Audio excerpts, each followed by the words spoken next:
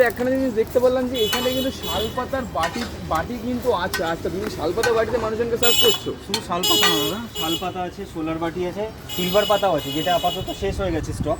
মানে কাস্টমার যেটা চায় সেটাতেই দেওয়া। আচ্ছা, মানে কাস্টমারের চয়েস। দেখো এইসব জিনিস কিন্তু এখনো ভালো লাগে যে এখনো কিন্তু শালপাতার বাটিতে করে কিন্তু মানুষজনকে সার্ভ করা হচ্ছে। মানে সেই ঐতিহ্যটা কিন্তু এখনো ধরে রাখছে, এই জিনিস সব থেকে বেশি ভালো লাগে। হ্যাঁ, এবার কেউ যেটা যেই মানুষ, যেই ভগবান যেই ফুলে সন্তুষ্ট অ্যাকচুয়ালি। কেউ মানে ফিরে যাবে না দাদা এইটাই নেই ওটাই দাও, ওটাই নেই ওটাই দাও, ঠিক আছে।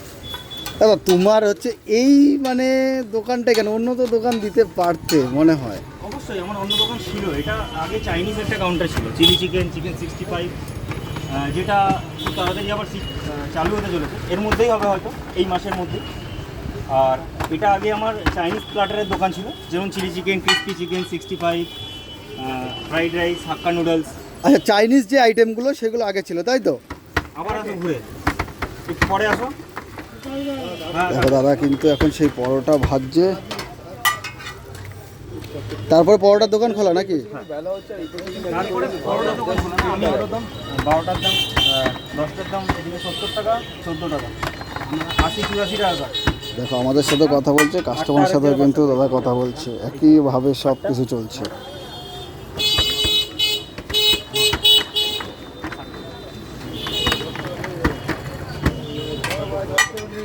দাদাকে বল অনলাইন করে দিতে।